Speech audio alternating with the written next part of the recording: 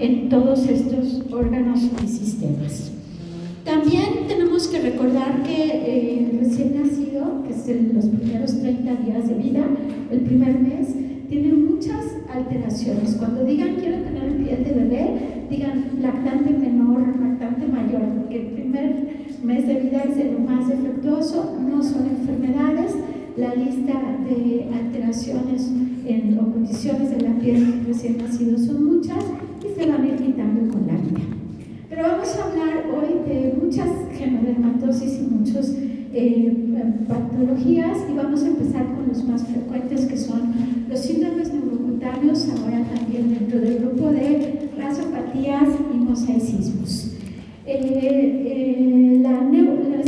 Las rasopatías tienen una alteración de las vías de señalización RAS y MAP, que en la mayoría de estas mutaciones descritas, estos genes son la ganancia de función. Las rasopatías son la consecuencia de un aumento de función y de regulación de esta vía, y estas son las más importantes. Encabezada por la genodermatosis más frecuente de todos, que todos vieron en la residencia, que es la neurofibromatosis tipo 1, y también tenemos al síndrome de Noonan, Leopard, Leyus, Costello y al síndrome cardiofasciocutáneo. Hoy, como vamos a hablar de, bueno, estas son las rasopatías más importantes, pero hoy vamos a hablar de los síndromes neurocutáneos, y el número 1 es la neurofibromatosis. Antes había una clasificación muy grande de neurofibromatosis salud, y ahora la dividimos en dos grandes grupos por los defectos genéticos.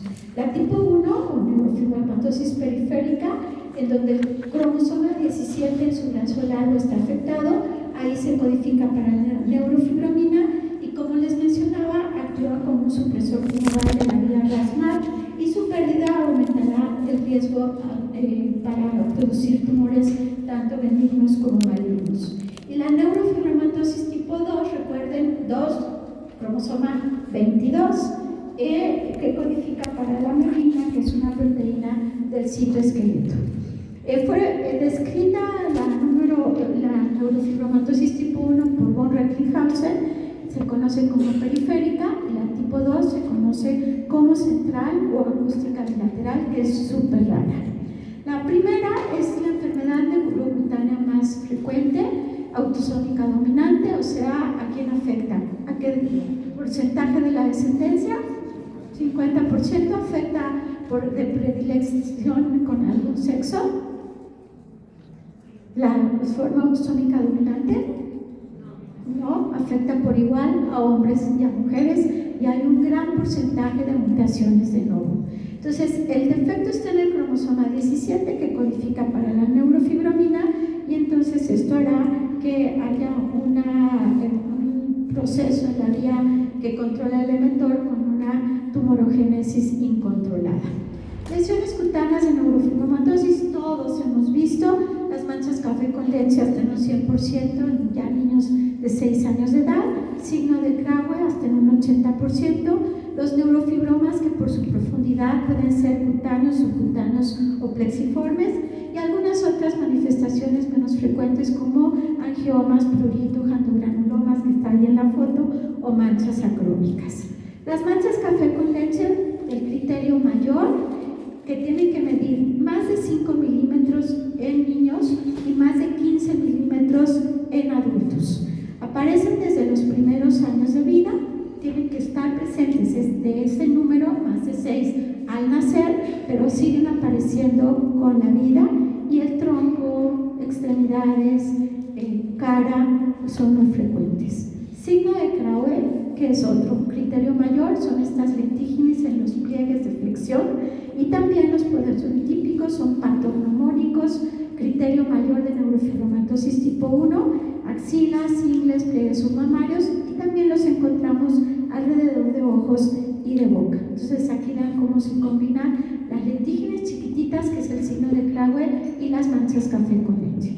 Criterio mayor, neurofibromas, que pueden ser cutáneos, subcutáneos, plexiformes, nodulares y difusos, que pueden llegar hasta hueso y vísceras. Plexiformes, tener un plexiforme al nacer ya es un criterio mayor de la enfermedad. Y neurofibromas siguen apareciendo más y más con la edad. Vean, múltiples neurofibromas, los superficiales, los típicos tumores fantasmas, aguaditos, depresibles.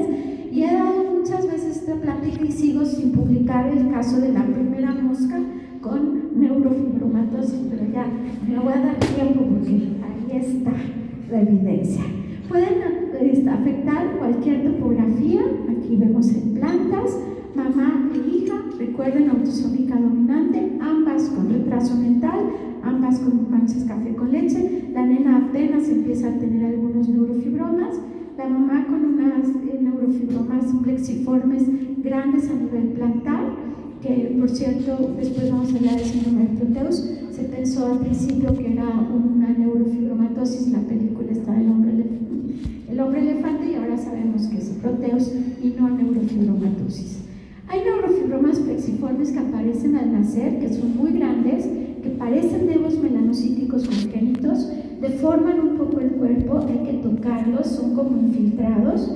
Vean, este es un paciente que yo tuve hace unos años y él parece un nevo melanocítico congénito, y este es el papá de ese niño con una neurofibromatosis ya muy típica. Plexiformes muy grandes, en donde el tratamiento es súper complicado y pueden estar en cualquier topografía. Las lesiones oculares, los nódulos de Lisch, están en el 90% de los pacientes, pero mayores de 6 años. Si ustedes mandan a un niño menor de 6 años y no tiene nódulos de Lisch, los siguen mandando cada año hasta que los encuentren, porque los van a encontrar en un 90% de los casos. Y otro criterio mayor es gliomas en nervio óptico, quiasma, y neurofibromas en cualquier otro tipo de tumores, como amaritomas, astrocitomas, melanomas, glaucomas, etc. Bueno, este es mi hijo chiquito, grandote, no tiene nódulos de Lisch. Los nódulos de Lisch se encuentran en el 10% de los güeritos que estén aquí de ojo claro. El 10% de la población de ojo claro puede tener los nódulos de Lisch, que son nada más estos amartomas, bueno, aquí se ven aquí en este ojo clarito, los amartomas de células névicas que no tienen ninguna repercusión a nivel ocular. Y aquí lo podemos ver muy claramente, y además en párpados los neurofibromas. Criterio mayor también, glioma óptico, y bueno, la interconsulta, como les digo, con el oftalmólogo en prácticamente todas las genodermatosis es básica. Las lesiones óseas son otro criterio mayor. Tenemos una displasia esfenoidal que nos da una facies característica en el paciente con neurofibromatosis tipo 1, y otras alteraciones a nivel de columna, como la que podemos ver en esta paciente, que pueden llevar a un trastorno respiratorio por un defecto de caja torácica tan importante y severo como el que estamos viendo en esta paciente, que afortunadamente su hijo no hereda, él es el que la llevaba a la consulta en Pascua.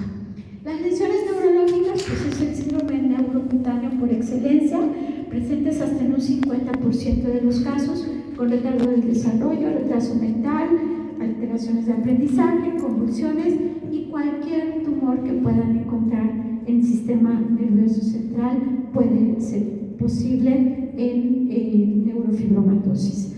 En los adultos podemos ya ver lesiones gastrointestinales y con los síntomas asociados, o lesiones cardiovasculares con malformaciones, hipertensión arterial, estenosis pulmonares. Entonces, criterios mayores, criterios diagnósticos para neurofibromatosis tipo 1, 6 o más manchas café con leche de más de 5 milímetros en prepúberos, más de 15 en pospúberes, 2 o más neurofibromas o uno plexiforme al nacer, signo de Kramer, glioma óptico, 2 o más nódulos de Lisch, lesiones óseas y un pariente de primer grado con esta enfermedad.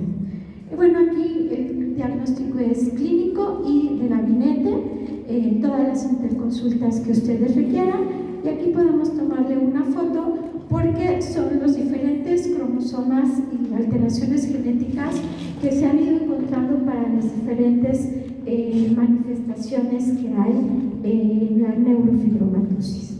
La tipo 2 es súper rara, yo he visto una en mi vida. Y el defecto está en el cromosoma 22, se codifica merlina o schwannomina y hay un descontrol en el crecimiento tumoral. Se llaman neurinomas o schwannomas acústicos laterales, también neurofibromatosis tipo 2 o central. La diagnostican los otorrinos o los neurólogos porque las alteraciones cutáneas son súper raras. El único caso que yo vi hace muchos años, bueno, ustedes no saben, pero yo trabajé 23 años en el Pascua y fundé la clínica de Dermapedia. Ya los jóvenes pues ya ni saben ni me extrañan, pero yo sí extraño a Pascua. Y bueno, allí vi, bueno, estos son los criterios, es muy raro, pero tómenle otra foto, los criterios diagnósticos para neurofibromatosis tipo 2. Y yo vi, bueno, también las alteraciones, y yo vi a este paciente con una lesión que tenía un poquito de hipertricosis, le tomé una biopsia porque no sabía qué era, y la doctora Navarrete me llamó y dijo, esto es un neurofibroma. Y gracias a eso hicimos todo el estudio neurológico y de otorrino, y tenía un neurinoma bilateral del acústico y fue una neurofibromatosis tipo 2. El sirolimus, que inhibe la vía de la rapamicina, esta vía del mTOR, puede ser una opción de tratamiento, y en la diapositiva de abajo ven otras opciones como inhibidores de la vía MEK,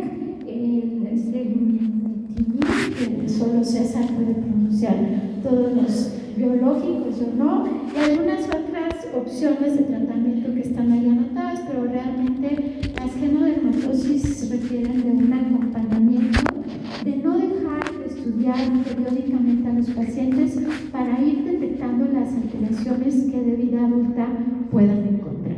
Bueno, esa soy yo de chiquita, bueno, de joven, porque chiquita me quedé. Ahí en mis inicios, mi papá era dermatólogo, y bueno, yo encima de él aprendiendo por osmosis un poco de la dermatología. Pasamos a otro genodermatosis muy frecuente, que es el complejo esclerosis tuberosa, que antes solo se llamaba esclerosis tuberosa, y que ahora conocemos tres variantes de este complejo esclerosis tuberosa. La 1 que codifica para Martina, la 2 para la tuberina, que es el complejo esclerosis más frecuente, y que tienen también alteración de esta vía de mTOR y que van a aumentar el tamaño celular, proliferación celular, aumento de angiogénesis, y finalmente es uno de los padecimientos neurocutáneos más frecuentes también. También autosómico dominante, en donde hay múltiples hematomas en todo el cuerpo, cerebro, piel, retina, riñón, corazón, pulmones, también descrita por von Recklinghausen, y en mis tiempos se conocía como epiloia porque tiene una tríada típica: epi de epilepsia, low I de disminución de inteligencia, retraso mental, y A de angiofibromas, que son la tríada que tenemos que ver en todos los pacientes con complejo esclerosis tuberosa.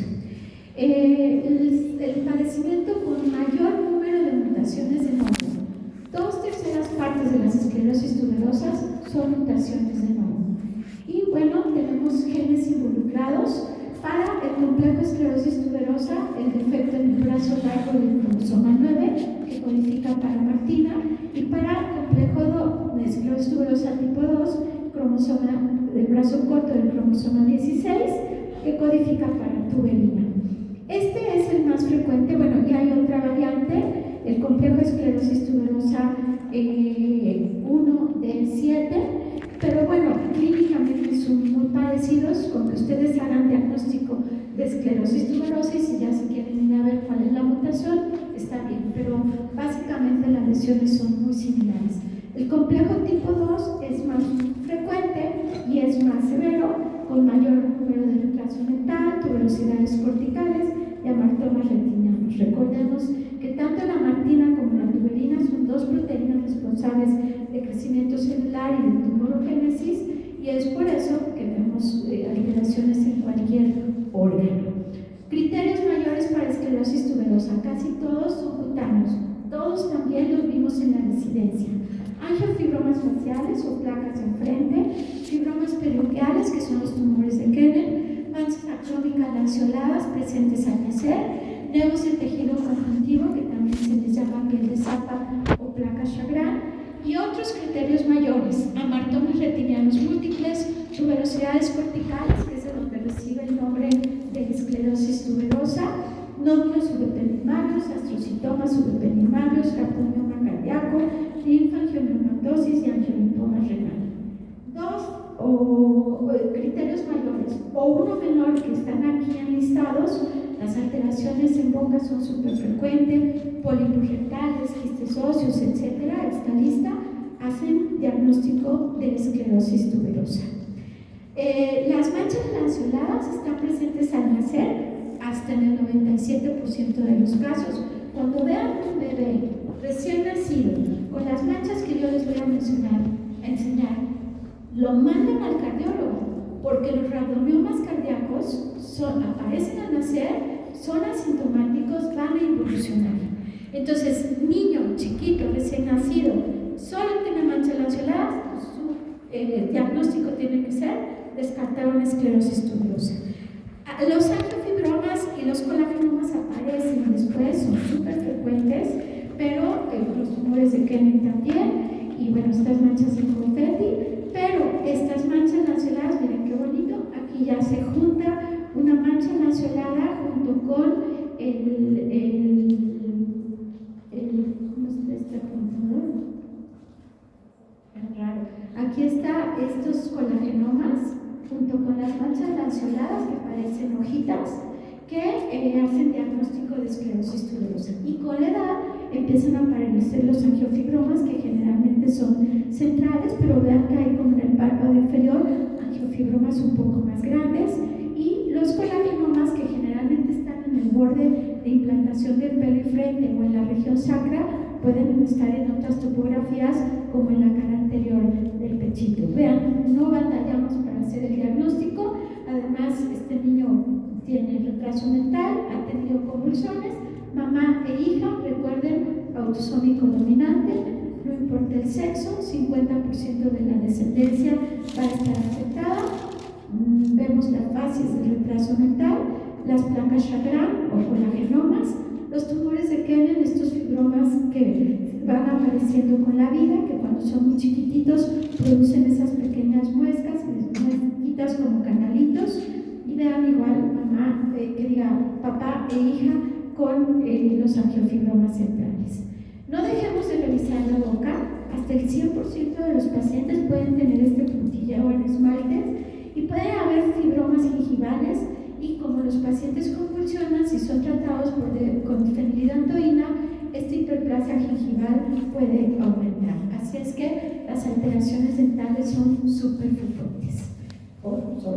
Es otro síndrome neurocutáneo. Tenemos amartomas en forma de tuberosidades, tenemos astrocitomas de células gigantes subependimarios, y entonces la sintomatología con convulsiones, espasmos, retraso mental, etcétera, será frecuente en estos pacientes.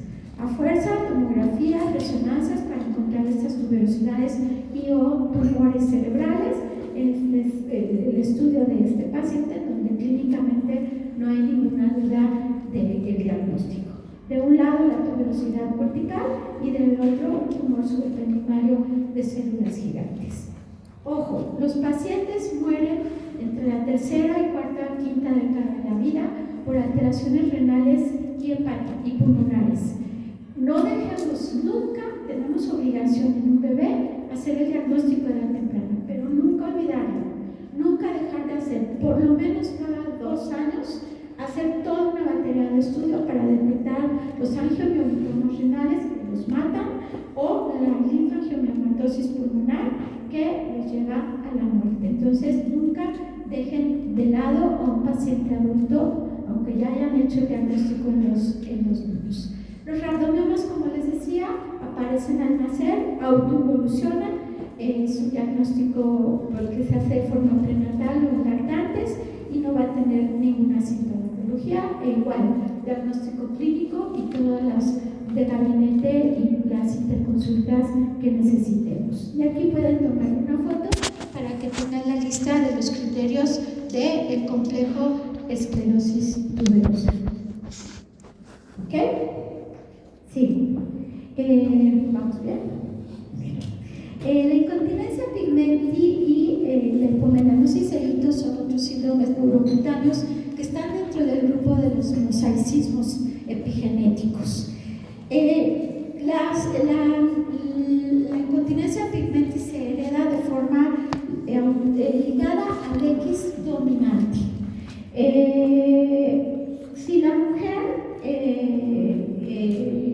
tiene 2X, es la única que puede estar afectada, porque me está afectando una X y su otra X me permite sobrevivir. Los hombres fallecen porque solamente tienen un X.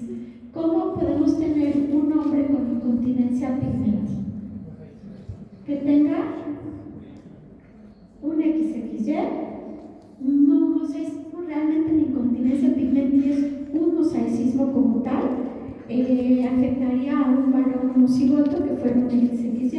Las mujeres tienen dos clones celulares funcionalmente diferentes, el efecto Lyon, y que nos da este proceso. Estos son otros ejemplos de herencia ligada al X dominante, como la hipoplasia térmica focal, la condrodisplasia punctata y el síndrome de Child, que será letal para los varones.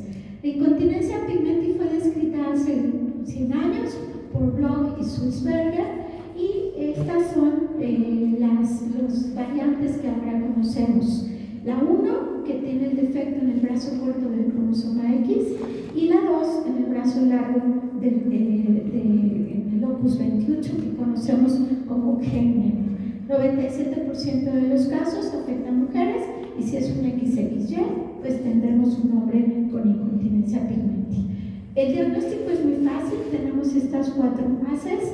La cuarta hipopigmentada en muchos pacientes no se ve, y siguen las líneas de Blaschko. La fase vesiculosa a veces puede ser intrauterina, y muchas veces se amontonan la fase vesiculosa con la verrugosa y la hiperpigmentada, como podemos ver en esta negra.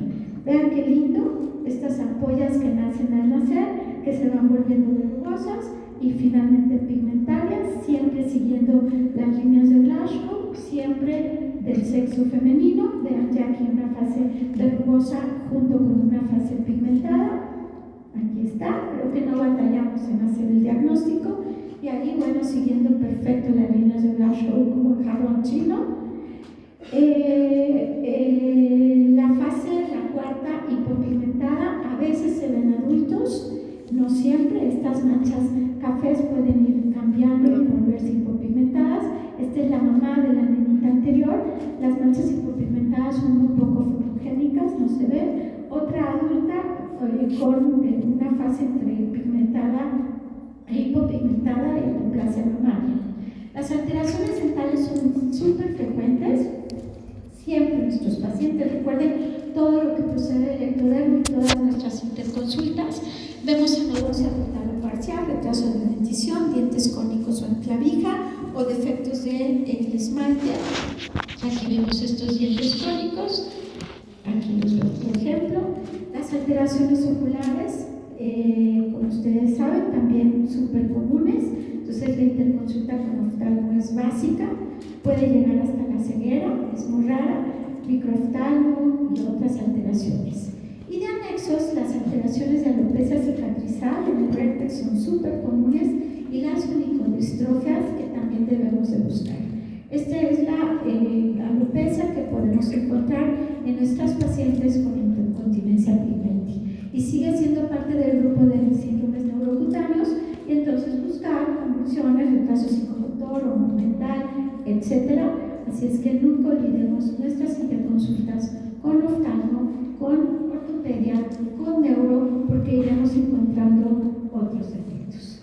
Y finalmente, dentro de este grupo, la hipomelanosis de icto, ahora conocida como mosaicismo pigmentario, que algunos describen o dudan que es autosómica dominante, y vemos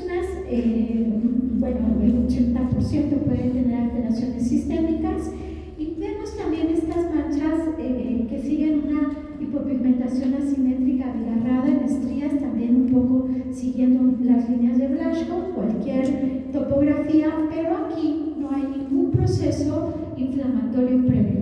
La mancha hipocrómica está presente desde que nacen y pueden ir pigmentando conforme pasa la vida. También creo que no es un diagnóstico difícil de hacer, puede ser único bilateral y las interconsultas serán las mismas. Vean cómo este niño sigue pigmentando y aquí no tiene nada que ver el sexo, que es otra cosa que les ayudaría a hacer un diagnóstico diferencial. Aunque una cuarta fase de incontinencia pigmentil nunca va a ser tan blanca como esta. La hipomelanosis del hito es blanca desde que empieza. Y se puede asociar con las otras genodermatosis con alteraciones neurológicas, oculares, auditivas, etc. No estén así, Ahí me sigo con el otro. La nenita no tiene nada, nomás tengo así como ustedes. Mis sobrinos cuando eran chiquitos noviaban. Esta justo es una foto, cuando eran chiquitos era la tía del terror persiguiéndolos con la pantalla solar. Y vamos a ver, bueno, este es de cuando estaban en infantil en un congreso en Guadalajara de dermapedia, todas bien fotoprotegidas, las dermatólogas pediatras. Y vamos a hablar de las cosas graves que suceden en dermatología, que son geroderma pigmentoso, leukotomo y síndrome de Cockayne. Todo, acuérdense, si no se acuerdan cuál es la forma de herencia, que lo grave es recesivo. Entonces, geroderma autosómico recesiva, rara y grave. No se aprenden en sus apuntes, vienen toda la lista de los 7 grupos que hay de geroderma pigmentoso. Realmente se clasifican dependiendo de la capacidad que tiene el DNA para repararse cuando era expuesto a la radiación ultravioleta. El grupo A es el más frecuente de todos, el más severo, y se asocia con síndrome de Santos-Cachemire, que en mis tiempos fue pregunta de examen, geroderma pigmentoso con alteraciones neurológicas, síndrome de Santos-Cachemire. Cockayne ahora se clasifica como un geroderma pigmentoso y así podemos ir, no se aprendan los porcentajes, no se agobien, nada más saber que hay 7 grupos y una variante en donde hay una replicación anormal del DNA ante radiación ultravioleta. Clínicamente tampoco es un padecimiento difícil de ver, un diagnóstico difícil de hacer. Fase eritematopigmentaria, la primera, continúa con una fase atrófica telangiectásica y finalmente una fase tumoral. Empieza más o menos a los 2 años cuando los niños empiezan a solearse, tienen un aspecto poiquilodérmico, recuerden las lesiones elementales de poiquiloderma, que es paté, P, pigmentación, A de atrofia, T de telangiectasias y E de eritema. Después de esta fase eritematopigmentaria, ustedes tocan la carita del bebé y empiezan a tener alteraciones como queratosis actínicas, ampollas incluso, y los tumores que están entre el 45% de los pacientes, que es lo que mata a nuestros niños. Desde muy chiquitos esta fase eritematopigmentaria con alteraciones de fotosensibilidad ocular también, vean ahí la sensibilidad. Esta nena varias veces les dimos ciclos de sus efludixazos porque tenía múltiples queratosis actínicas y como a los 6 añitos empezó a tener vasos celulares. Proteger no solamente la piel con pantallas minerales, sino también los ojitos. Aquí tenemos a nuestros niños con pantallas minerales. Se afectan los ojos hasta el 90% con fotofobia, conjuntivitis, queratitis, tumores y ceguera. Y como les decía, cuando hay alteraciones del sistema nervioso central, el grupo A, podemos tener retraso ventral, microcefalia, enanismo, ataxia, sordera, hipogonadismo, alteraciones de reflejos osteotendinosos, y nuestros niños mueren por melanomas, espinocelulares, vasos celulares. Así es que es súper importante pegarse, nunca abandonarlos. Las consultas tienen que ser periódicas, y cuando vean hermanitos con este padecimiento que es autosómico recesivo, pues busquen consanguinidad. A veces nos pasa en los pueblos chiquitos de que ustedes son parientes, no. ¿Y usted cómo se apellida? Gómez. ¿Y usted, señora? Yo, López Gómez. ¿Y su mamá? Yo, no, pues López López, y el otro Gómez Gómez. Y entonces no saben ni siquiera en comunidades pequeñas que hay consanguinidad, y es donde vemos estos cuadros recesivos en varios hermanos. Y aquí son algunas fotos de publicaciones con tumoraciones severas, que es lo que nunca debemos de permitir. Pronto Thompson es un síndrome con fotosensibilidad, también llamado poiquilodermia congénita, también es autosómico recesivo y empieza más tempranamente la alteración cutánea. Y una cosa que lo diferencia de geroderma pigmentoso es que afecta piel expuesta al sol y piel protegida. Otra cosa súper importante de Robin Thompson que no tiene geroderma es que vemos cataratas bilaterales hasta el 50% en niños pequeños de 2 a 3 años de edad que pueden llevarlos a la ceguera, y tenemos alteraciones neurológicas como retraso mental, microcefalia, hidrocefalia, etc. Alteraciones óseas muy características que nos ayudan, ahorita vamos a ver unas fotos. Todos estos son padecimientos raros, feos, pero fáciles de diagnosticar. Los tumores en la piel son mucho menos frecuentes que en geroderma pigmentoso, y también tenemos que dar protectores solares y consejo genético. Afecta por igual a hombres y a mujeres. Vean la fotosensibilidad. Se puede acompañar de talla baja y también de un acortamiento de manos y de pies súper característico de Robin Thompson.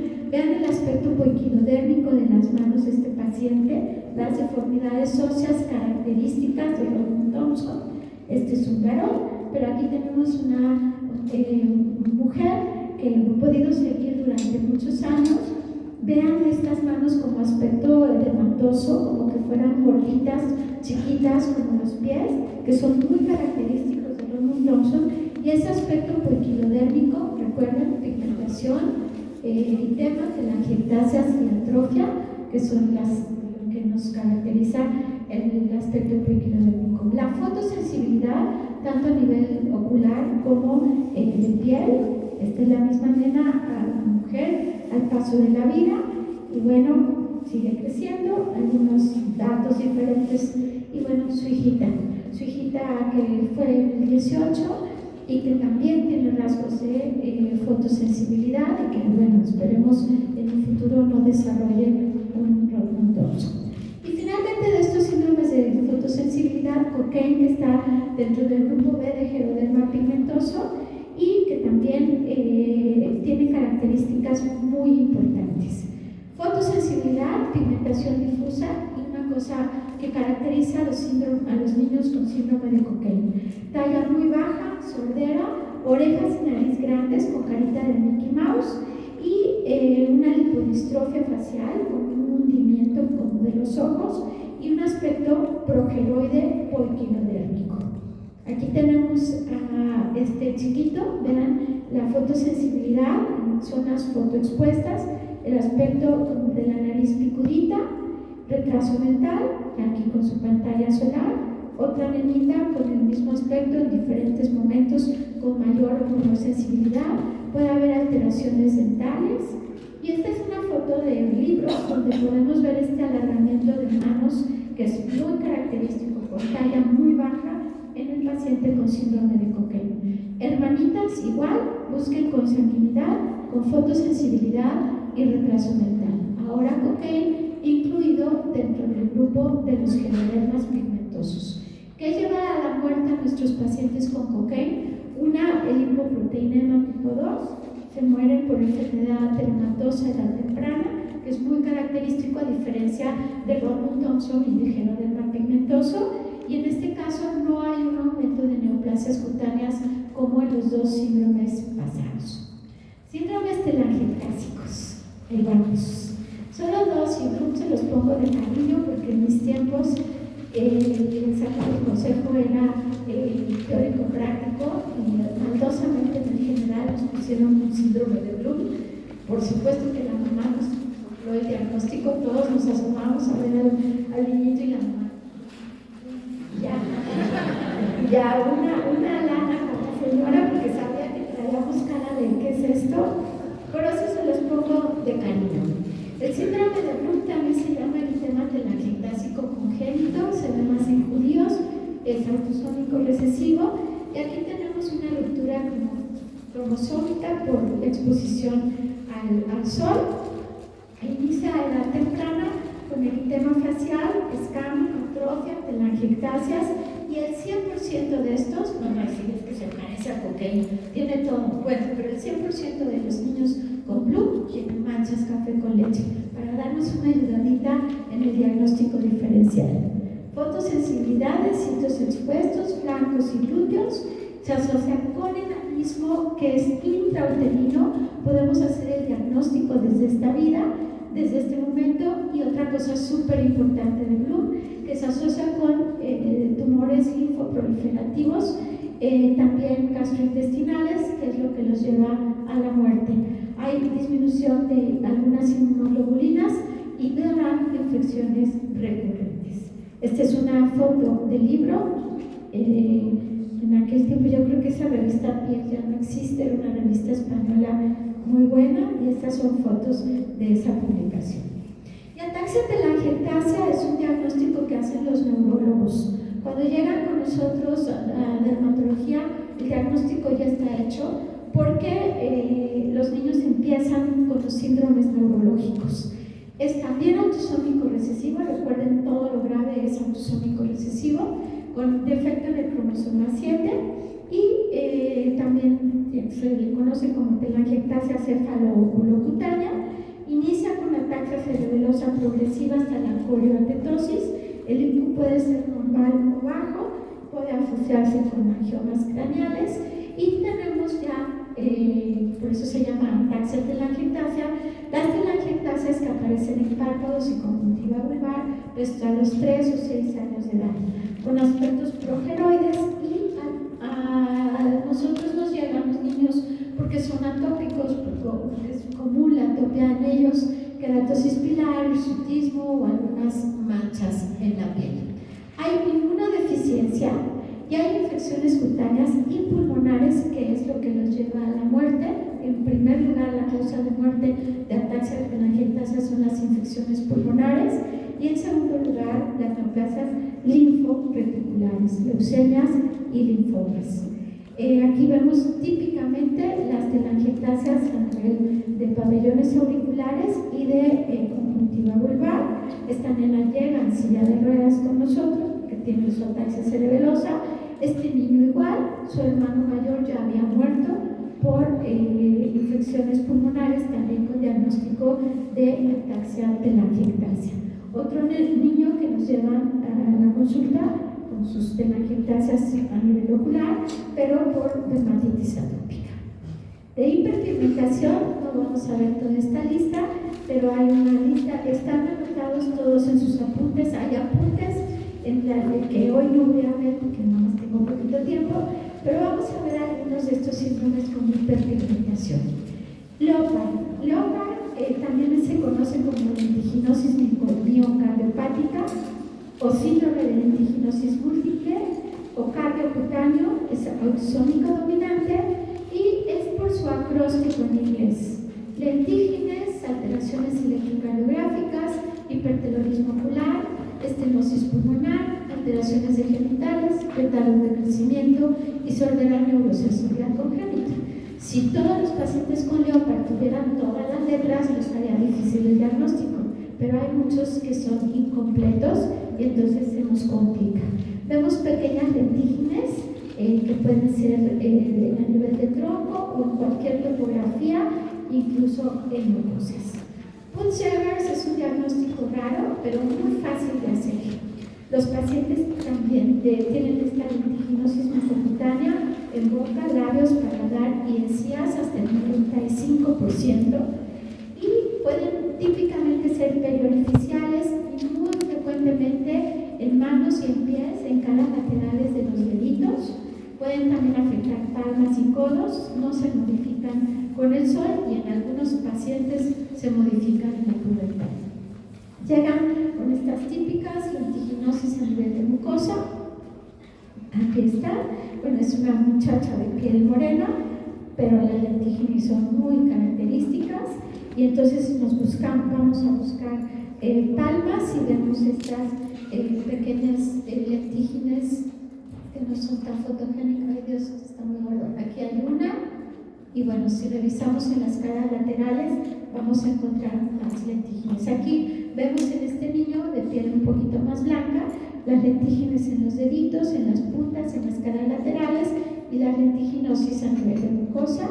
Este chamaco fue a la consulta preocupado por sus lesiones de mucosa y empezamos a hacer un interrogatorio de sintomatología gastrointestinal y efectivamente había tenido sangrados, había tenido melena, había tenido cólicos y entonces es como ya se hizo el diagnóstico de Busch-Jaeger, pero nunca había sido estudiado por tal motivo y vean qué bonitas las manifestaciones a nivel cutáneo que como insisto son muy características.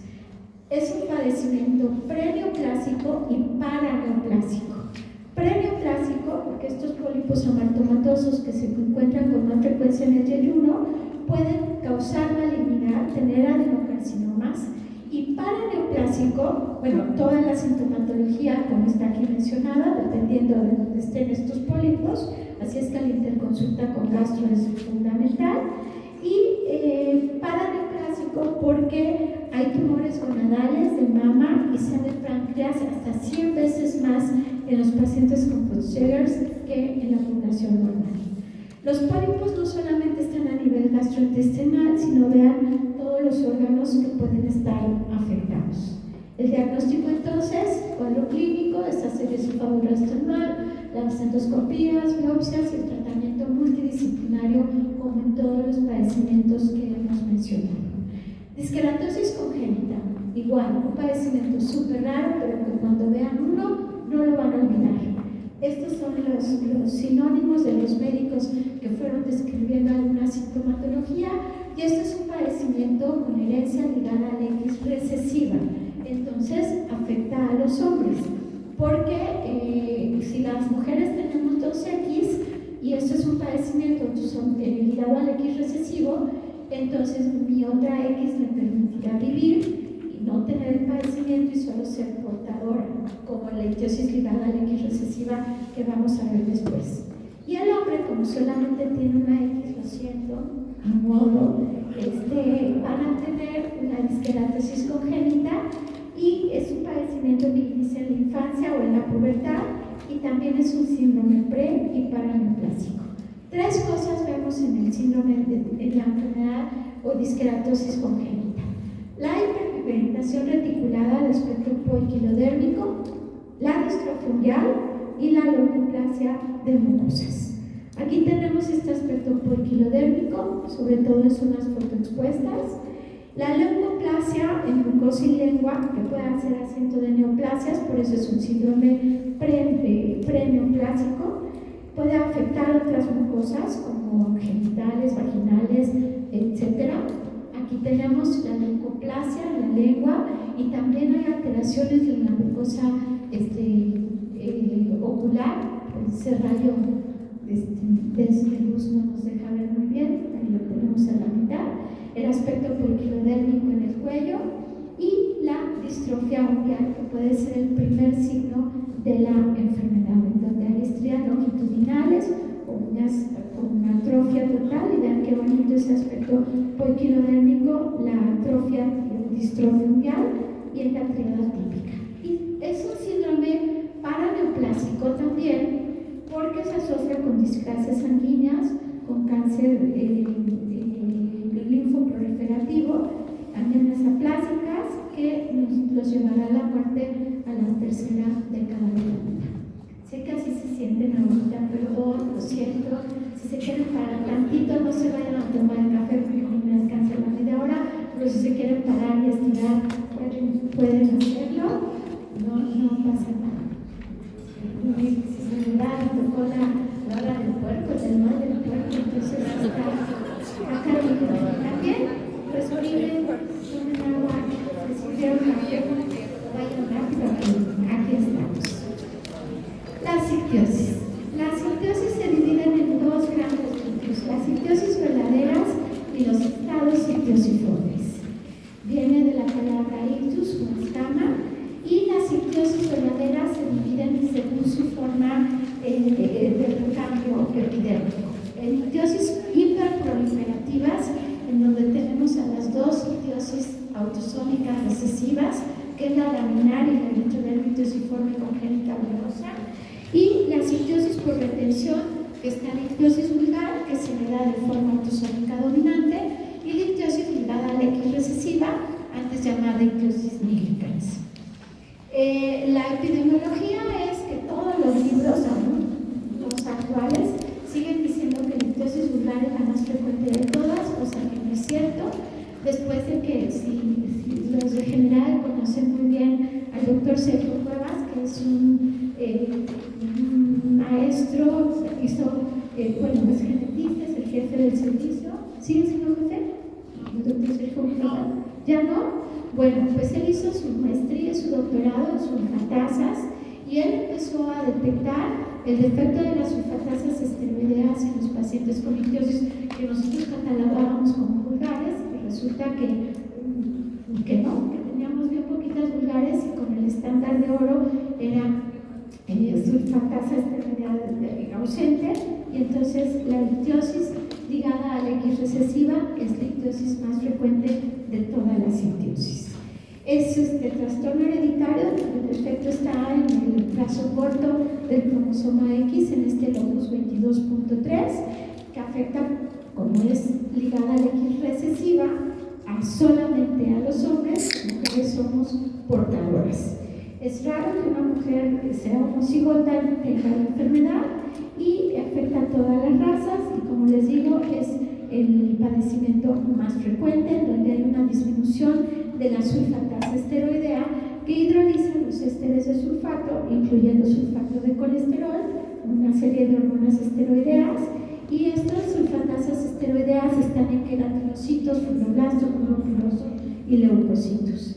Es una mutación del gen ARC1 que codifica para esta sulfatasa C, que vamos a encontrar en el 90% de nuestros pacientes. Así es que es un estándar de oro para hacer el diagnóstico. Si lo mandan de cualquier institución, se los hace gratis en el Hospital General. Entonces, este es el defecto de la ictiosis ligada al X, que influirá en la síntesis de estrógenos, que aumenta la presión de los cronocitos, que aumenta, hay alteraciones en el trabajo de parto, son muy prolongados, con deficiencia en dilatación del cervix, que no responde a la oxitocina, y antes le llamábamos ictiosis nigricans, porque a diferencia de la escama de la ictiosis vulgar, esta es negra, no más gruesa, más oscura, no respeta tanto los pliegues, y ahora pues sabemos que es un hombre con esta escama gruesa que puede o no respetar los pliegues. Esta cicatriz es de una hernia inguinal, porque es súper frecuente en las hernias inguinales, y también las criptorquídeas, que deben de ser tratadas al tiempo.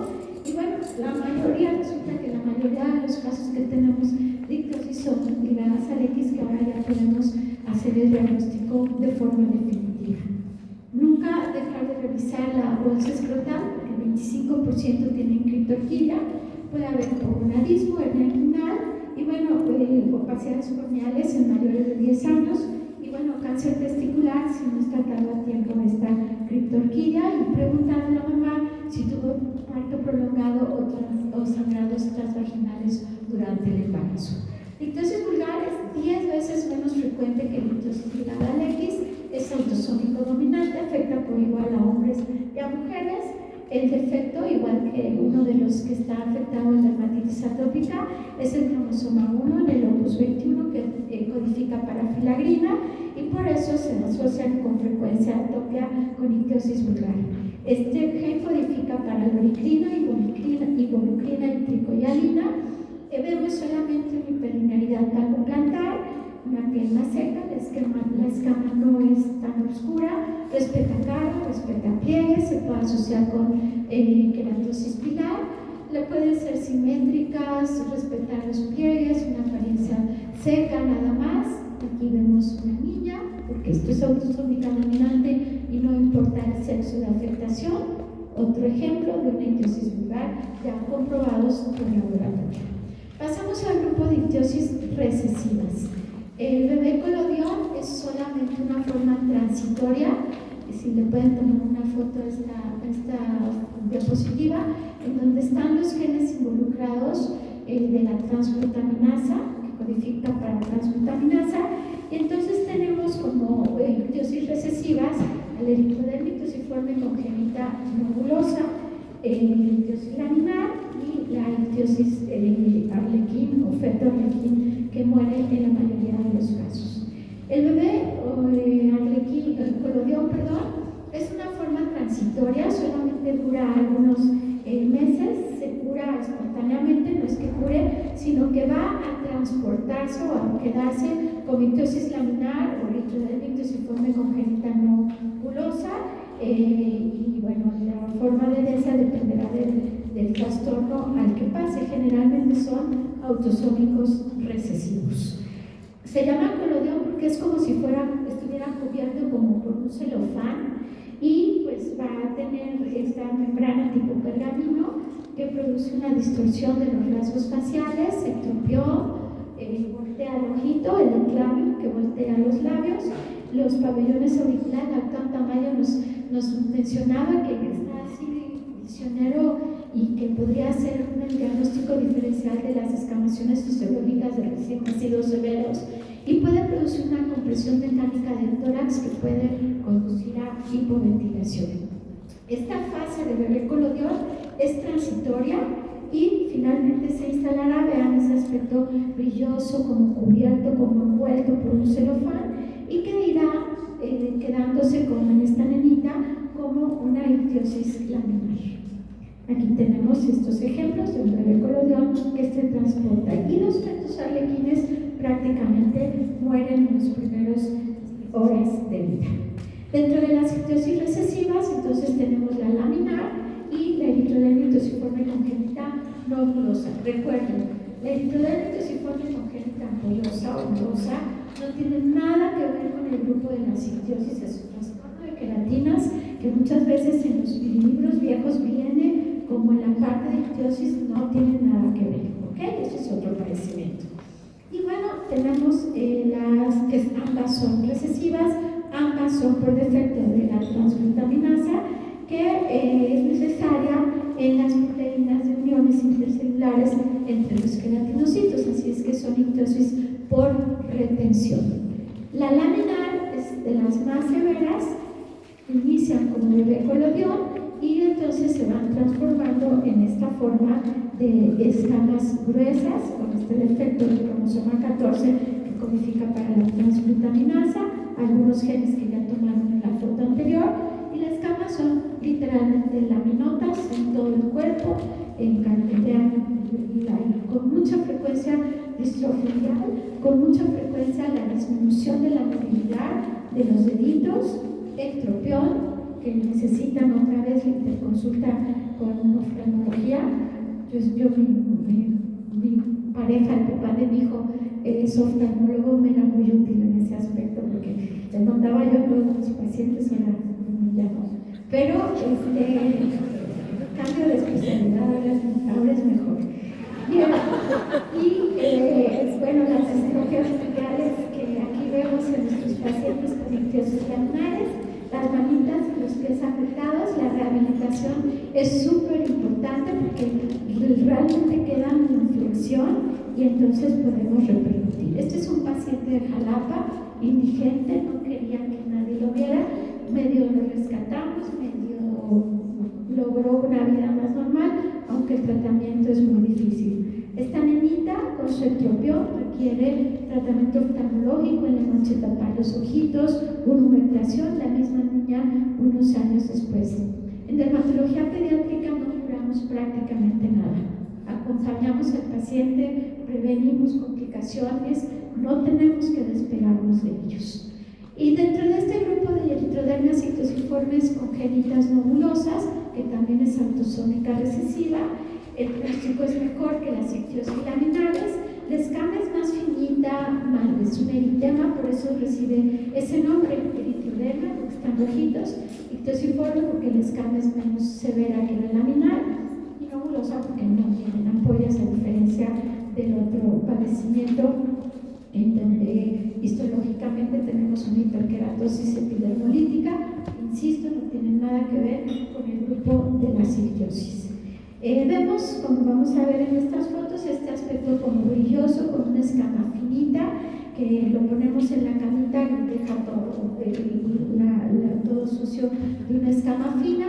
Autosómico recesivo se afecta por igual a hombres y a mujeres, no se afectan tanto los ojos y la boca como el ictiosis laminar, pero el tema y un poquito de fotosensibilización es característica, y esta hiperlinearidad, estas manitas son características de este diagnóstico. No sé qué tanto les molesta ese rayo de luz que no les deja ver muy bien, lo siento, ya no dependió de nosotros, el sol. Aquí está otro ejemplo de este tipo de ictiosis ligada, ictiosis recesiva. Tratamientos pues sintomáticos, ya no tenemos alcitretina en México, se puede usar isotretinoína y siempre valoren riesgo-beneficio, porque pues, no los van a curar, mientras estén usando los pueden mejorar un poco, pero realmente no hay un tratamiento definitivo. Ya se han de decir muchos hoy de mí, con estas dos camisetas de mis chamacos, sí, soy chiquita, sí, lo demás, pero ni modo, seguimos, ¿sales? El coco de los diagnósticos en los síndromes ictiosiformes son el coco de la dermatología, muchos de ellos se parecen, y bueno, ni modo, aquí vamos. No voy a hablar de todos, están todos en sus apuntes, vamos a hablar de los más frecuentes y de las cosas más típicas de cada uno. Síndrome de Netterton, uno de los más publicados que hay, fue descrito por Common, es autosómico recesivo. La mutación está aquí en el SPIN5 que codifica para el LECTI1 y la ictiosis, se llaman ictiosiformes porque de los padecimientos que mencioné antes, vulgar, ligada al X, laminar, eritreomitis y una congénita nebulosa, son como muy típicos, los podemos hacer muy fácil, pero estos tienen algo que se parece a ictiosis, que no es tan característica y por eso se llaman síndromes ictiosiformes. Lo describió Common con un tipo de ictiosis que es la lineal circunfleja, puede acompañarse de aminoácido intermitente, hipohemoglobinemia e hipoalfa lipoproteinemia. Pero debemos de recordar algo, el tipo de ictiosis que acompaña a Netterton puede ser esta, lineal circunfleja, o como laminar o vulgar, o la otra. Aparece desde el nacimiento y si es una ictiosis lineal circunfleja, es una escamita que se pega solo de un lado, con un doble contorno, como de pajarito mojado, y esto es lo que tenemos que recordar para hacer diagnóstico de Netterton. Estado ictiosiforme, diátesis o predisposición atópica, alteraciones del pelo, recuerden que también atopia tiene alteración en el mismo LECTI1, alteraciones del pelo que son tricotionistrofias por disminución de azufre y retraso mental y de crecimiento. Entonces, tampoco es un diagnóstico difícil de hacer. Estas son las alteraciones, cortan un pelito, lo ven al micro y pueden encontrar tricorrexis, vaginata, nodosa, pelitorti, uniletrix, alopecia, que fue una de las partes que quité de la clase de hoy porque no me daba tiempo en hora y media, pero vemos el estado ictiosiforme, vean ahí las piernitas con ictiosis lineal circunfleja, con la escama pegadita de un lado, las alteraciones del pelo, las alteraciones ictiosiformes.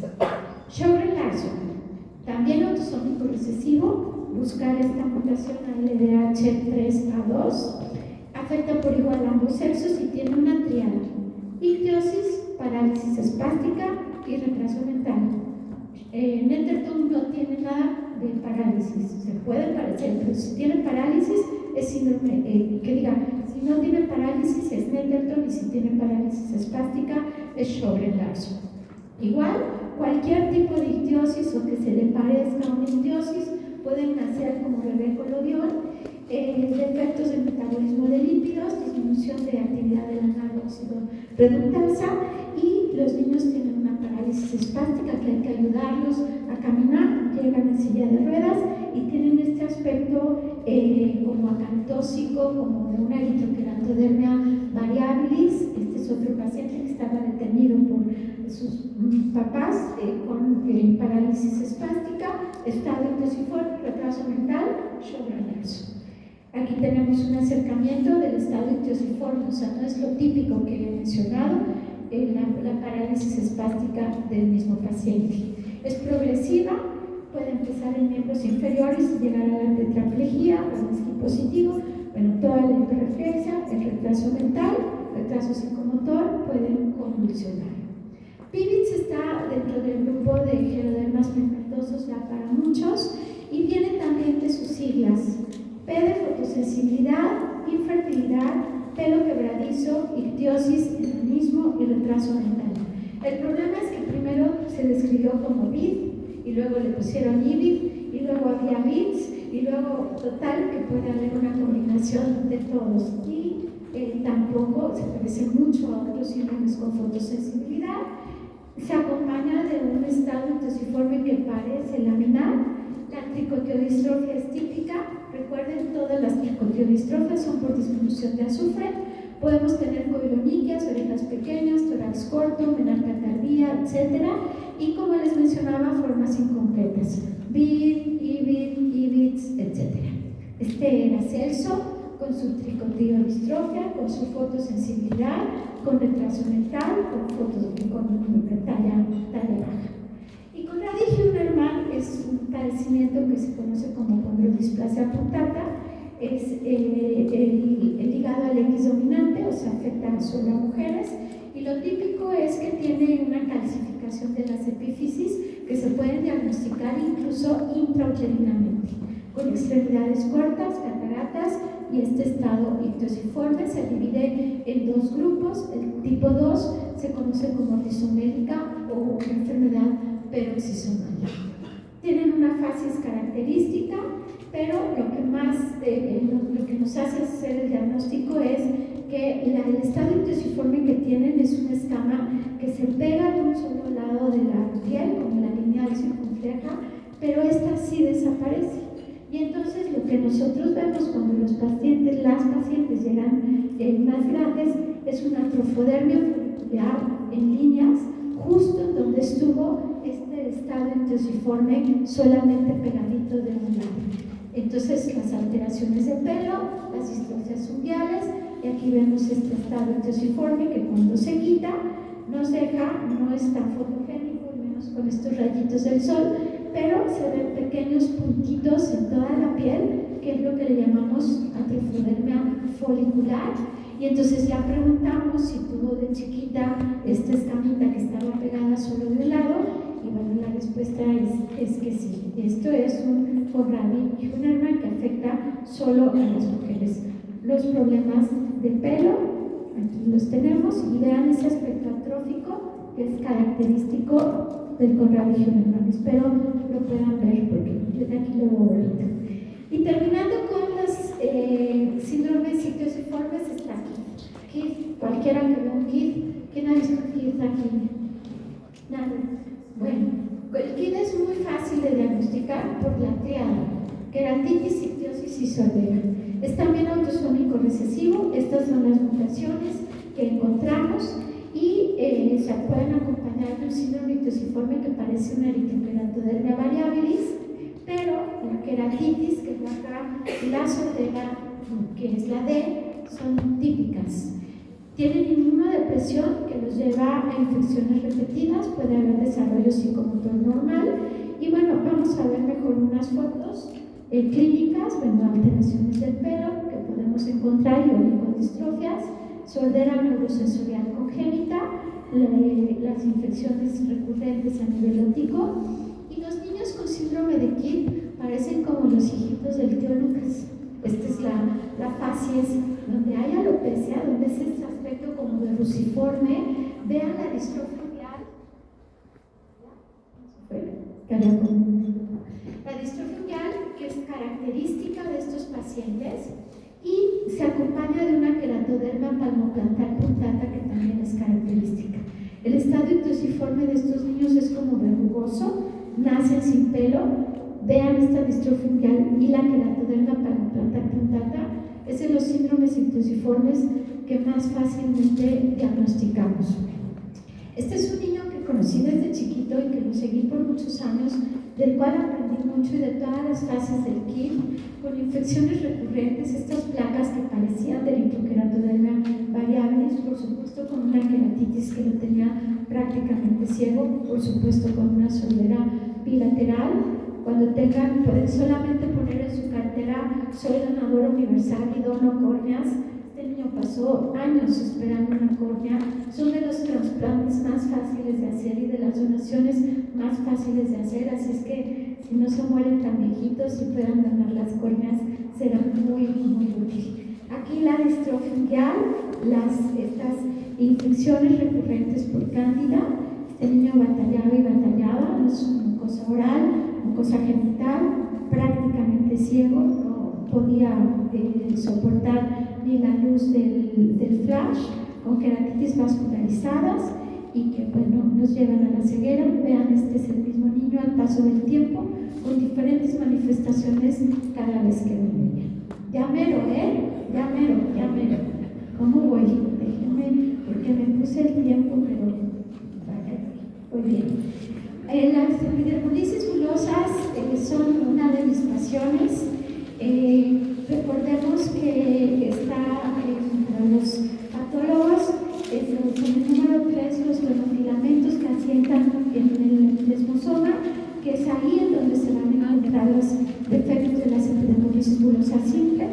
Después, con el número 10 y el 9 está la lámina lúcida y la lámina densa, y la lámina lúcida se producen las epidermolisis bulosas de unión. Y abajo, en estas fibrillas de anclaje que se entierran en la dermis, se producen las epidermolisis bulosas distróficas, una microscopía electrónica de estos elementos que son los que producen la unión de la membrana basal, los pseudidesmosomas, los filamentos de anclaje, que son los que van a estar alterados en las epidermolisis bulosas de unión, y las fibrillas de anclaje para las distróficas. Las epidermolisis bulosas simples tienen su defecto en las queratinas, las epidermolisis bulosas distróficas en la colágena tipo 7, para que eso nos aprendamos, que es lo importante.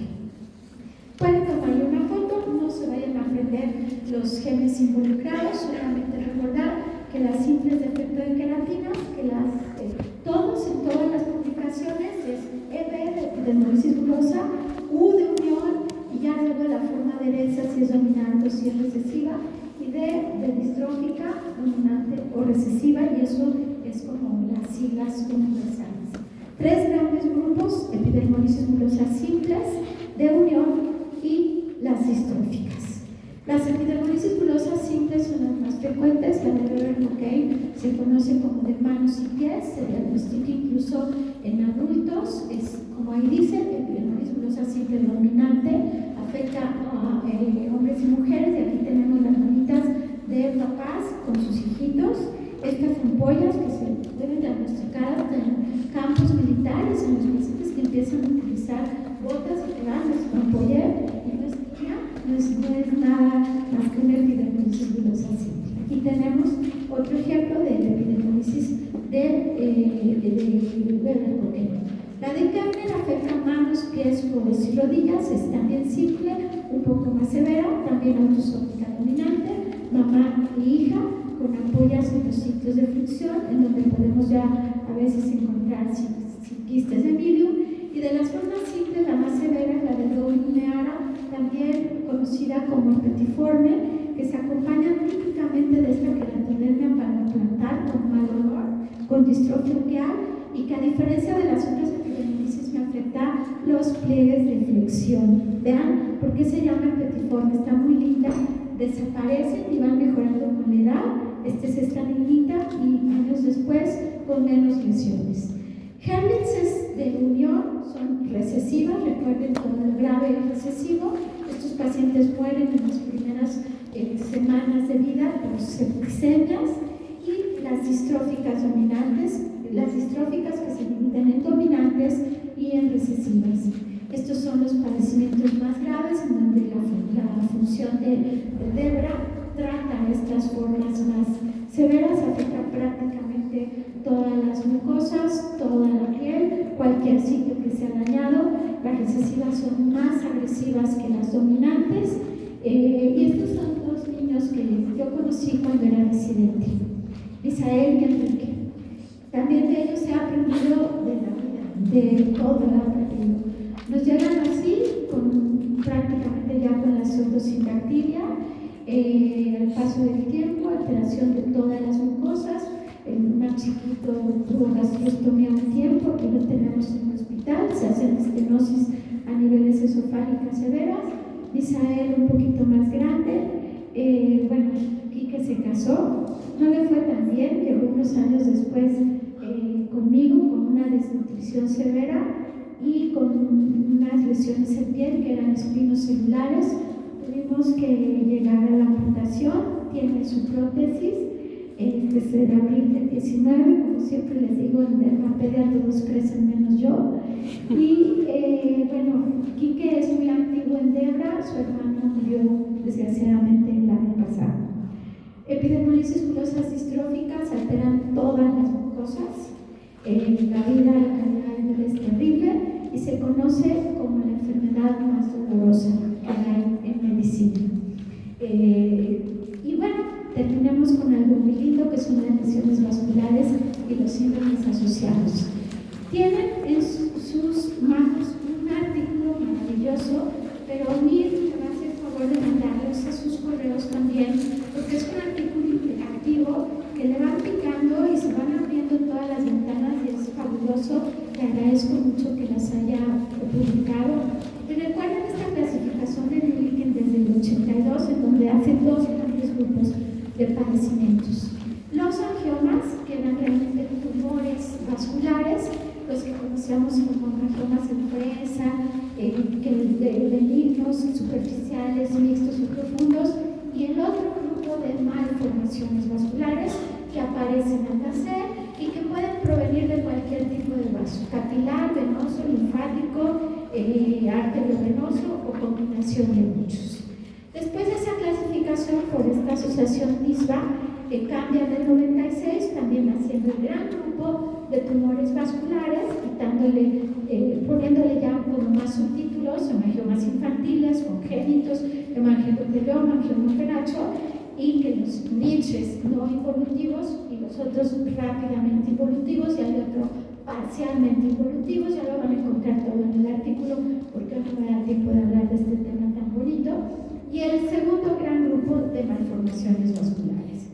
Esta misma clasificación en un taller en el 16, pues le aumentan nombres, a mí se me hace muy complicado, pero bueno, ni modo, hay que adaptarnos a las nuevas clasificaciones.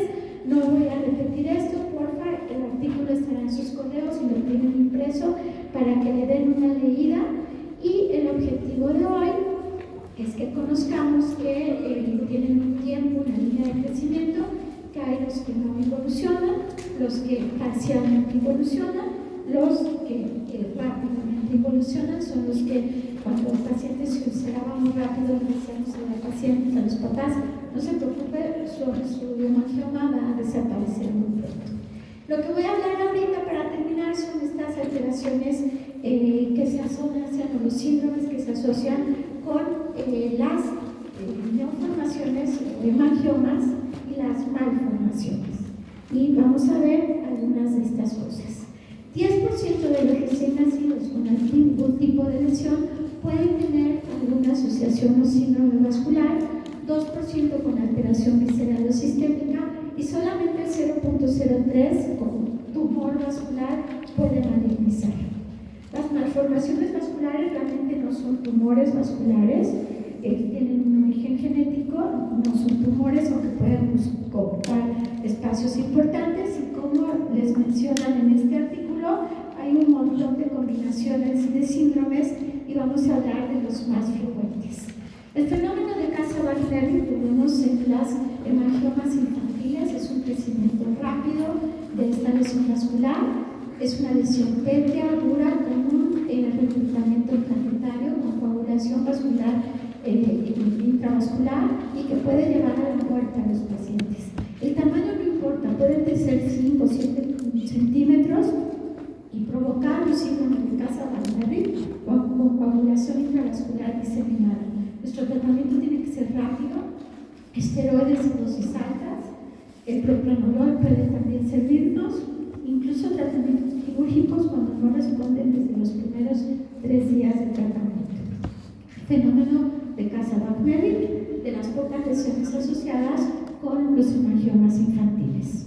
Síndrome de Maffucci es de los pocos, y por eso se los pongo, que pueden tener una malignidad de ese vaso. Pueden acompañarse de discondroplasia progresiva con degeneración maligna, con condrosarcomas y angiosarcomas, nada más para que no olvidemos que es el único que como lesión vascular puede malignizarse, que solamente lo vemos en el 0.03% de los casos. Sturge-Weber. Cuando yo tenía un paciente decía, es que porque un Sturge-Weber tiene también lesiones parecidas a Klippel, pero también podemos encontrar todo lo que una facomatosis pigmentovascular tiene, y ahora me consuelo que puede ser un proceso espectral y que algunos genes tienen que ver con esto. Y bueno, Sturge-Weber, recordemos, una angiomatosis encefalofacial o encefalotrigeminal que puede tener alteraciones oculares, neurológicas o calcificaciones intracraneales, y el requisito fundamental para hacer diagnóstico de Sturge-Weber, ¿cuál es? Si no tienen la topografía de la malformación capilar que debe de tener Sturge-Weber en la topografía que les digo, ¿cuál tiene que ser para decir es un Sturge-Weber? La primera rama del trigémino. Si no afecta la primera rama del trigémino, no es Sturge-Weber. Va a afectar toda la carita, de la nariz para abajo, la malformación capilar, pero si no afecta esto que antes llamábamos mancha en vino del puerto, que es una malformación capilar, la primera rama del trigémino puede ser un IOV, pero si no afecta la primera, no es Sturge-Weber. Bueno, lástima de la luz, pero encontramos que tiene una malformación capilar en prácticamente toda la carita, baja el tronco, baja a un bracito. Este es otro paciente con la lesión de la malformación capilar. Vean que este ojito es más grande. ¿Por qué? Porque tiene glaucoma, que es típico del paciente con Sturge-Weber, y un ojo más grande que se llama buftalmos, como de búfalo. Aquí tenemos otro paciente con la malformación capilar bilateral, pero que esté afectando primera rama del trigémino, esa hipertrofia gingival que es parte de la lesión vascular. Otra niñita que vean cómo tiene la pigmentación esclerótica del otro ojo. De este lado cumple todos los Sturge-Weber, baja la malformación capilar al brazo, de aquel área tiene una pigmentación, y cuando empiezo a desvestir a la niña me cumple facomatosis pigmentovascular, me cumple Klippel-Trenaunay y me cumple Sturge-Weber. O sea, siempre busquen y revisen perfectamente bien a los pacientes, porque podemos tener síndromes vasculares asociados. Aquí igual, afectando primera rama del trigémino, y bueno, tienen convulsiones, retraso mental, hemiplegia, crecimiento del glomo flexocoroideo, calcificaciones intracraneales que pueden ser bilaterales, y todo lo que tiene el asterisco está del mismo lado de la malformación capilar. Angiomas leptomeningios, hemiatrofia cerebral, anormalidades de mielinización y crecimiento de mi cráneo. Por supuesto, el diagnóstico se tiene que hacer con métodos con tomografías o con resonancias. Glaucoma infantil hasta el 45%, los niños pueden perder el ojo. Oftalmos, que es un ojo grande, desprendimiento de retina, megalocornea o hidroftalmos. Vean aquí los datos oculares de un síndrome de Sturge-Weber y ahí los datos del glaucoma. El sirolimus está descrito como un posible tratamiento para este síndrome. Klippel-Trenaunay, la triada de Klippel-Trenaunay. Malformación vascular, que puede ser capilar, angioqueratoma, que es una combinación linfática capilar, linfangioma y flebitáceas, con hipertrofia de huesos y tejidos blandos del lado en donde está la malformación capilar, y puede haber aneurismas arteriovenosos. Las varicosidades son típicas de este padecimiento. Entonces, siempre una extremidad más grande, vean, hay malformaciones de angioqueratoma que combinan malformación capilar con linfática, típico de un Klippel-Trenaunay. De este lado angioqueratoma, de este lado solamente una malformación capilar, una piernota. Es importante mandar al ortopedista a hacer sus radiografías para que detecten el tratamiento que tenemos que hacer y el crecimiento del hueso. Otro ejemplo más, una pierna gordita, varicosidades, malformación capilar, sube al bracito también, salud, y las alteraciones o las complicaciones tendrán las que por el vaso que estén afectando causarán escoliosis compensatoria. Y vean aquí qué bonito, tenemos una malformación capilar, varicosidades, pero ya ahí encima de esta malformación capilar, no sé si llegan a ver, se ve una mancha mongólica que ya nos demostraban, que es un nevo de melanocitos dérmicos, que nos empieza a hacer sospechar que haya una fagomatosis pigmentovascular asociada. Las interconsultas, ortopedia, angiología, cirugía, y el tratamiento será sintomático dependiendo de las manifestaciones que vayamos encontrando. Y fagomatosis pigmentovascular, que fue descrita por Ota Capot, que tiene la malformación capilar y la mancha mongólica, los nevos de melanocitos dérmicos, ectópicos y persistentes. Esas son las dos cosas más importantes de una fagomatosis pigmentovascular. Podemos tener malformaciones capilares planas extensas, manchas mongólicas, también en los globulosos, manchas café con leche, alopecia congénita temporal y algunas otras alteraciones menos frecuentes a nivel cutáneo. Entonces es una nenita que tiene esta malformación capilar, que empezamos a ver las escleróticas azules, que seguimos desvistiendo y que tiene toda la mancha mongólica grandota amontonada con la malformación capilar y que hace criterio de fagomatosis pigmentovascular. Y este es un chiquito que nos mandan con todos los datos de Sturweber, que seguimos desvistiendo y me completa todo lo de un Klippel-Trenaunay y todo lo de una fagomatosis pigmentovascular. La alteración ósea, el aumento del volumen, las manchas que les he mencionado, así es que es muy interesante y debemos de revisar igualito aquí me pasa con otra fagomatosis pigmentovascular, y todos nuestros pacientes tienen que ir a oftalmo, neuro y ortopedia con la esclerótica azul, la simetría corneal, etc. Aquí tenemos el ejemplo de Sturweber y fagomatosis pigmentovascular, y por supuesto los síndromes, los diagnósticos diferenciales son entre los mismos síndromes que más bien son un espectro del padecimiento. Y Proteus, el famoso Joseph Merrick, el hombre elefante, que no era una neurofibromatosis, sino era un síndrome de Proteus, en donde hay una hemihipertrofia parcial o completa, macrodactilia, tumores subcutáneos de aspecto lipomatoso, angiomatoso, linfoangiomatoso.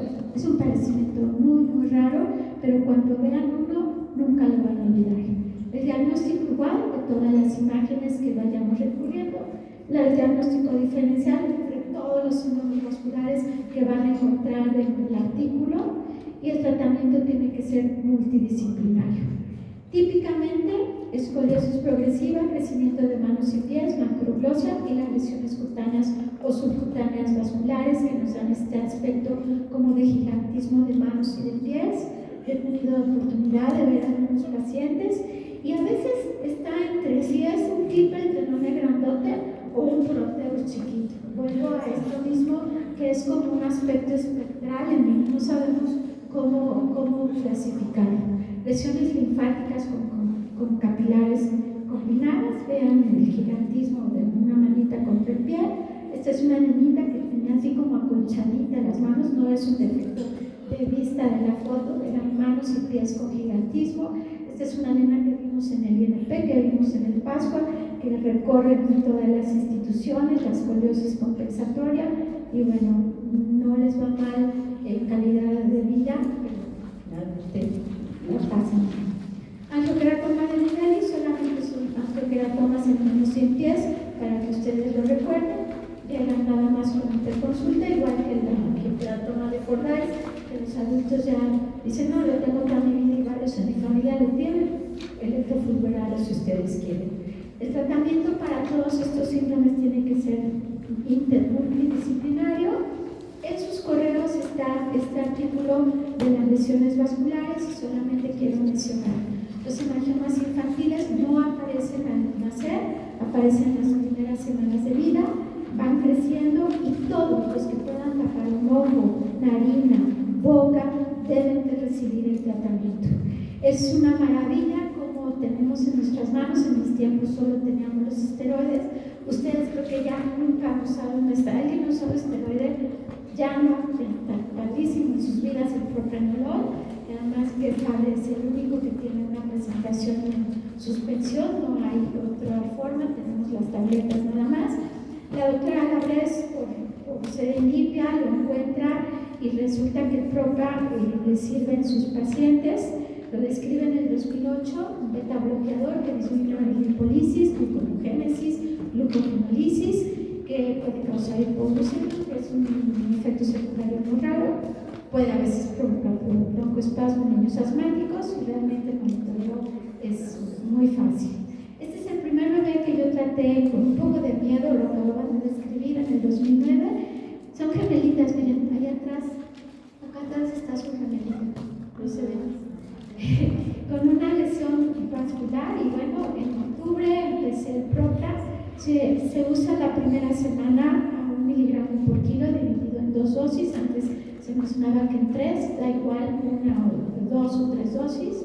Este es el 14 de octubre, responde desde la primera semana de tratamiento.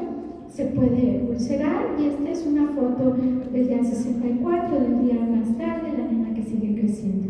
Otro padecimiento, no pueden esperar a que tape un ojo, puede evolucionar solito, pero si un ojo no tiene un estímulo visual, los primeros meses de vida se pierden. Hay estrabismos compensatorios con una pérdida total, así es que si tenemos el Propra en nuestras manos, pues es una maravilla.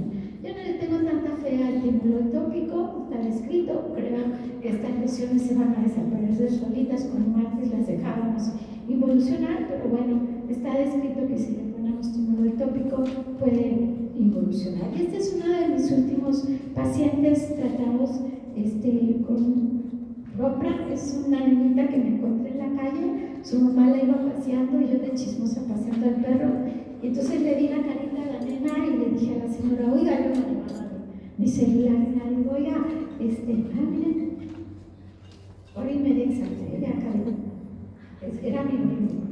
Entonces dije, oiga, me la puede llevar con su celular Navidana, búsqueme en internet, no me va a cobrar. Y gracias a Dios la llevaron, empezamos con el Propra. Este es en enero, este es en marzo, este es en abril, se llama Yaretsi. Este es en enero del 2020, el año del tratamiento. Este es en enero del 22. Como la señora trabaja en una casa contra mi casa y pues les va muy bien. Un consejo de dermatóloga: no entregues tu local, no soy en fiesta. A quien solo quiere fluorescencias. No olviden revisar, insisto, leanse la arena, leanse el Bonifaz. Lo común que puede venir, vienen preguntas de cosas comunes, de pañal, seborreicas, atopias, biliarias. Denle un repaso, por favor. Y si se cansan, aprendan a descansar, no a renunciar. Muchísimas gracias a todo el equipo organizador. Gracias.